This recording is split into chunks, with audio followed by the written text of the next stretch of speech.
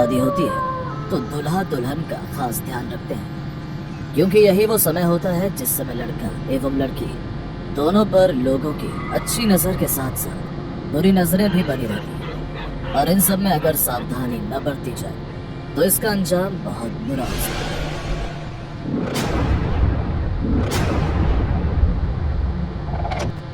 रौनक, जिसकी कॉलेज की पढ़ाई खत्म हो चुकी थी और वो अपने पिता सुधीर सिंह के बिजनेस में उनके साथ हाथ बटाने लग जाता है। उसके पापा एक बिल्डर थे और जब से उनके बेटे ने काम संभालना शुरू किया था तब से वो काफी निश्चिंत हो गए थे। वो अब अपने बेटे की शादी करवाने के लिए एक अच्छी संस्कारी लड़की की खोज में थे। एक दिन की बात है, शादी के सिलसिले में वो अपनी धर्मपत्नी ममता से बात करते हैं। ममता, मुझे लगता है कि हमें अब रौनक की शादी करवा देनी चाहिए। हाँ, आप सही कह रहे हैं। मेरी सहेली पार्वती की इकलौती बेटी है चारू, जो कि दिल्ली में रहकर पढ़ रही थी। 1 महीने पहले ही वापस आई है। कई दिनों से पार्वती अपनी बेटी के लिए रिश्ते भी ढूंढ रही है।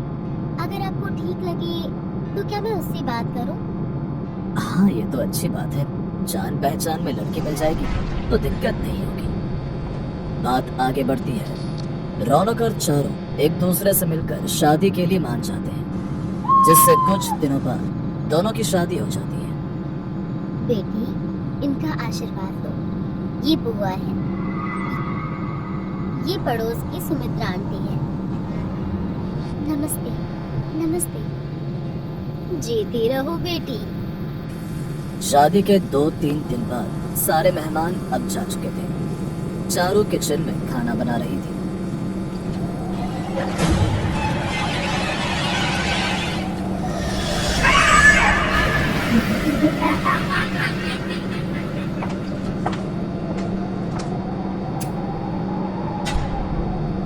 चारू, चारू बेटी, रोटी जल रही है। तेरा ध्यान कहाँ है? माँ जी, वो गलती हो गई। आगे से मैं ध्यान रखूंगी। ठीक है, मैं जा रही हूँ। ओहो, आज ही कितनी तेज हवाएं चल रही हैं। लग रहा है तूफान आने वाला है। चारू बेटा, किचन की खिड़की भी बंद कर लेना। बाहर हवा काफी तेज चल रही है। ममता के चाहते ही चारू की आंखें अचानक लाल हो जाती और उसके होठों पर एक अजीब सी मुस्कुराहट होती है। उसके बाल भी हवा में लहरा रहे थे। वो काफी डरावनी लग रही थी। उसे देखकर ऐसा लग रहा था मानो उसका खुद पर काबू नहीं है। थोड़ी देर बाद सभी लोग खाने की टेबल पर बैठे हुए थे और खाना खा रहे थे। बेटी चारू, दिन भर तुम काम कर रही हो। चलो, अब तुम भी हमारे साथ ही बैठकर खाना खा लो। नहीं मम्मी जी, आप लोग खाना खा लीजिए, मैं बाद में खा लूंगी। शर्माने वाली कोई बात नहीं है चारू, चलो साथ में बैठ जाओ। ठीक है। चारू खाने के लिए चेयर पर बैठती है और खाना खाना शुरू करती है। वो काफी अजीब तरीके से खा रही थी, जैसे काफी सालों से भूखी हो। उसका पूरा ध्यान बस खाने पर ही था। बेटा, धीरे धीरे खाओ। इतनी जल्दी क्या है खाना खाने की? अपनी सास की बात सुनकर भी वो उनकी बातों पर बिल्कुल ध्यान नहीं देती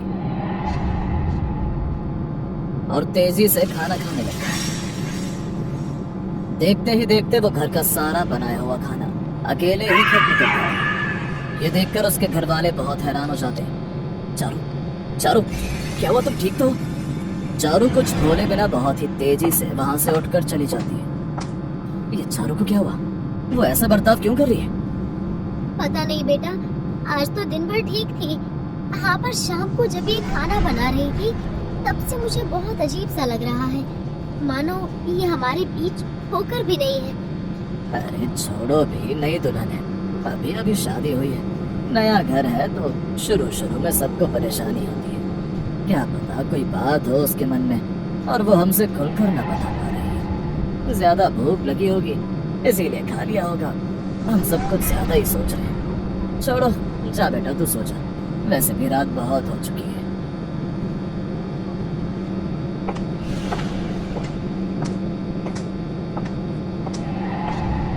इसके बाद रौनक अपने कमरे में आ जाता है, जहाँ चारू खिड़की के पास खड़े होकर कमरे से बाहर जाते हैं।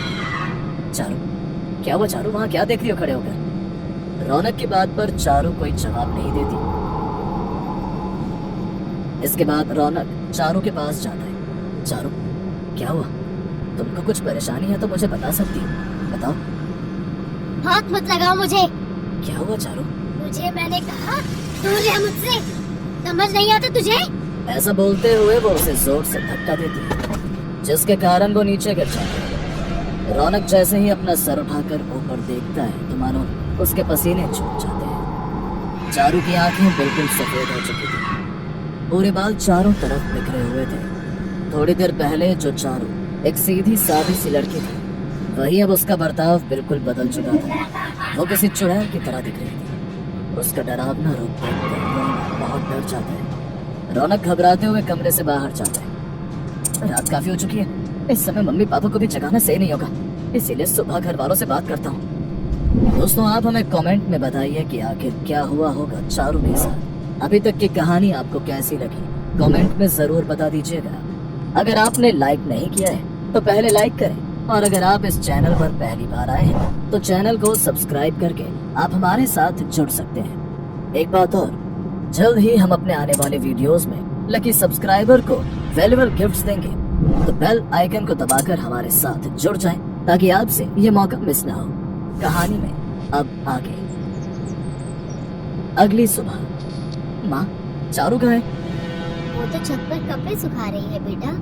क्या हुआ, तू परेशान लग रहा है? रौनक कल रात की सारी बात अपनी माँ को बताता है। उसकी माँ ये सब बातें सुनकर हैरान रह जाती है। नई दुल्हन के साथ ये सब होना मुझे कुछ अजीब लग रहा है। मुझे तो लगता है शायद हमारी बहू पर किसी भूत का साया पड़ चुका है। हाँ, क्या माँ? भूत? हाँ बेटा, पर तू घबरा मत। मैं आज ही पंडित जी को बुलाकर उनसे कोई उपाय पूछती हूँ। इसके बाद रोहन ऑफिस चला जाता है।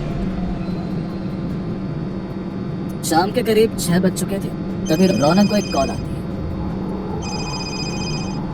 बेटा, जल्दी घर आ जा, तेरी माँ के सर पर चोट लग गई है। क्या? मैं भी आता हूँ। रौनक घबराते हुए जल्दी घर आता है। अपनी माँ को बेड पर लेटा देख बहुत परेशान हो जाता है। माँ, आप ठीक तो हैं? पर ये सब कैसे हो गया? बेटा, आज के दिन मैंने पंडित जी को घर पे बुलाया था। आते ही उन्होंने घर पर बुरी शक्ति का प्रभाव बताया। इसके बाद मैं उन्हें बहू के पास ले गई।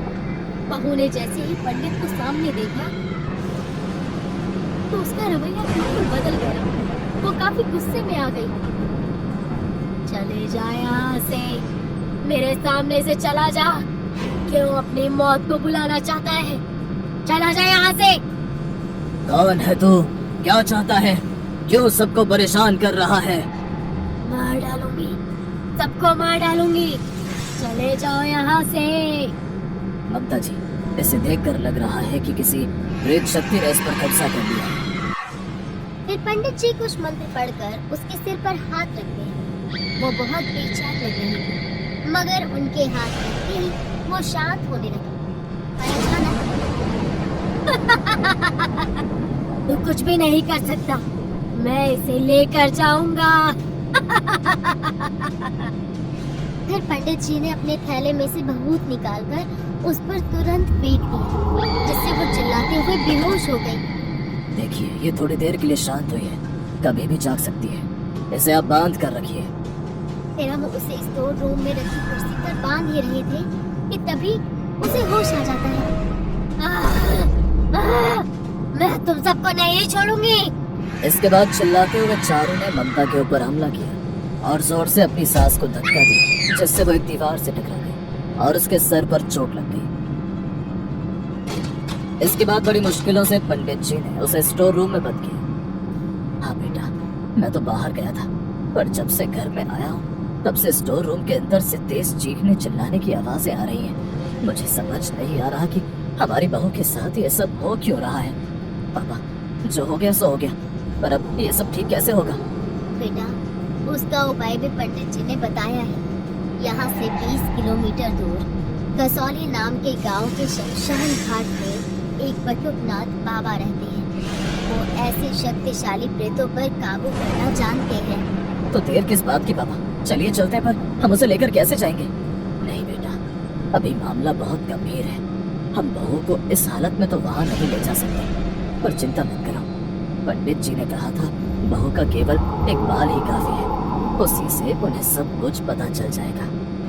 इसके बाद दोनों बाप बेटे गाड़ी में कसौली के शमशान घाट की तरफ निकल जाते हैं। वहाँ पहुंचकर वो सारी बातें उन बाबा को बताते हैं कि शादी के बाद कैसे उनकी बहू का बर्ताव बदल गया है। इसके बाद वो अपने साथ लाया हुआ वो बाल उन्हें देते हैं। बाबा उस बाल को अपने अग्निकुंड के बगल में रखकर आंखें बंद कर कुछ मंत्र का जाप करते हैं। थोड़ी देर बाद जब वो आंखें खोलते हैं, तुम्हारी बहू चारू के ऊपर किसी ने काला जादू करके किसी बुरे प्रेत का साया उस पर डाल दिया। तुम्हारी बहू के पास बहुत कम समय है, अगर जल्द ही कुछ नहीं किया तो उसकी जान भी जा सकती है और इससे बाहर निकलना बहुत मुश्किल है।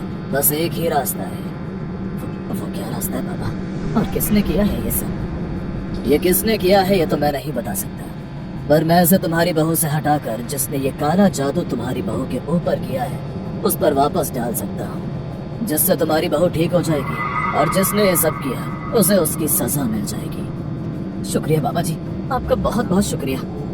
दोनों बाप बेटे कार में वापस घर जा रहे होते हैं। तभी रौनक बोलता है, पापा मैं उसे छोड़ूंगा नहीं जिसने मेरी बेबी के साथ ऐसा किया। शांत हो जा बेटा, जिसने बहू के साथ ऐसा किया होगा उसको सजा खुद मिल जाएगी, उसकी हालत इससे भी बुरी होगी। इसके बाद वो दोनों घर पहुंचते हैं। आ क्या बेटा तू, क्या कहा बाबा जी ने? अभी चारू कैसी है? पता नहीं बेटा, पर अब स्टोर रूम से कोई आवाज नहीं आ रही थी, पर मुझ में इतनी हिम्मत नहीं कि मैं दरवाजा खोलकर देख सकूं। कोई बात नहीं माँ, आप चिंता मत कीजिए, अब सब ठीक हो जाएगा। वो लोग स्टोर रूम का दरवाजा खोलते हैं तो देखते हैं कि चारू बुरी हालत में बेहोश पड़ी थी। वो उसे स्टोर रूम से निकालकर बेड पर सुला देते हैं। इसके बाद अगले दिन सुबह चारू की जैसे ही आंखें खुलती हैं तो वो अपने सामने रौनक और अपने सास ससुर को खड़ा पाती है। तीनों को सामने खड़ा देखकर वो चौंक जाती है। मम्मी, पापा और रौनक, आप तीनों एक साथ अचानक और मुझे ऐसे क्यों देख रहे हैं? क्या हुआ? चारू की इतनी बात सुनकर वो तीनों राहत की सांस लेते हैं। अब चारू बिल्कुल पहले जैसे बात कर रही थी, लेकिन पिछले कुछ दिनों से उसके साथ क्या हुआ या उसने क्या क्या किया था, उसे इन सब चीजों के बारे में कुछ भी याद नहीं था। नहीं नहीं बेटी, कुछ नहीं, वो हम ऐसे ही रूम में आए थे, कोई खास बात नहीं है। उसी दिन सब डाइनिंग टेबल पर खाने का इंतजार कर रहे थे और चारू किचन में खाने की तैयारी कर रही थी। बहू बिल्कुल ठीक हो चुकी है, इस बात की मुझे बहुत खुशी है। हाँ पिताजी, खुशी तो है, पर ऐसा किसने किया था वो अभी तक पता नहीं चला। ये सब बातें चल ही रही होती है कि तभी उनके घर के दरवाजे पर दस्तक होने लगी। तभी रौनक दरवाजा खोलने जाता है। रौनक, रौनक! क्या हुआ रूपा, तुम इतनी घबराई हुई क्यों? रूपा ममता के गले लग जाती है और रोने लगती है। आंटी, आंटी, मेरी मम्मी! अरे ये इतनी घबराई हुई है, शायद कुछ हुआ है, चलो इसके घर चलते हैं। रूपा पड़ोस की आंटी की बेटी थी। रौनक अपने माता पिता के साथ बगल में रूपा के घर जाता है, पर वहां जाकर जो उन्होंने जाना उससे उनके होश उड़ गए। रूपा की माँ को जिस कमरे में बंद कर दिया गया था वो कमरे के अंदर जोर जोर से चीख चिल्ला रही थी। पता नहीं सुधीर जी कल शाम से अजीब हरकतें कर रही हैं, कभी कुछ तोड़ रही है, कभी किसी को मार रही है, अजीब सी आवाज निकाल रही है, बहुत सारा खाना खा रही है, बिल्कुल पागल हो चुकी है।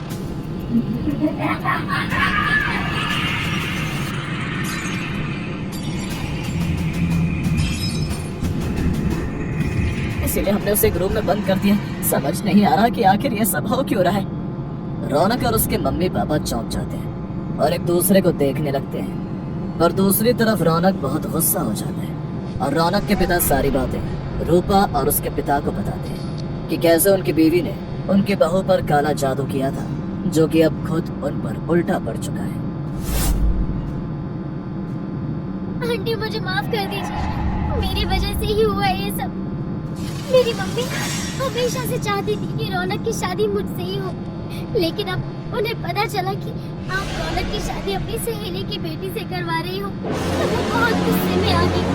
उन्होंने एक बार कोशिश करी कि आपको समझा पाए पर आपने उन्हें इनकार कर दिया। इसीलिए गुस्से में आकर उन्होंने आपकी बहू पर काला जादू कर दिया। शादी के दिन आशीर्वाद देते समय उन्होंने चारू के कपड़े का धागा तोड़ लिया। काला जादू करके चारू पे काली शक्ति हावी करवाई। मैंने उनको बहुत मना किया पर वो नहीं मानी और मुझे भी उन्होंने डांट कर चुप करवा दिया। बहुत दिन बीत गए। सुमित्रा आंटी की हालत में अभी भी कोई सुधार नहीं आया था। वो अभी भी चीखती चिल्लाती रहती है। न जाने वो कब ठीक होंगी या शायद नहीं भी। काला जादू, तांत्रिक क्रिया, इन सब से दूर ही रहना चाहिए, नहीं तो ये आपकी जिंदगी बर्बाद भी कर सकता है। दोस्तों, यहाँ तक की कहानी देखने के लिए धन्यवाद। दोस्तों, वैसे तो हम डरावनी स्टोरी बनाते हैं पर मैं आपको एक डरावना स्टैटिस्टिक्स बताना चाहता हूँ कि हमारे वीडियो जो देख रहे हैं उनमें से 98% लोगों ने हमारे चैनल को सब्सक्राइब ही नहीं किया हुआ। तो अगर आप भी उन 98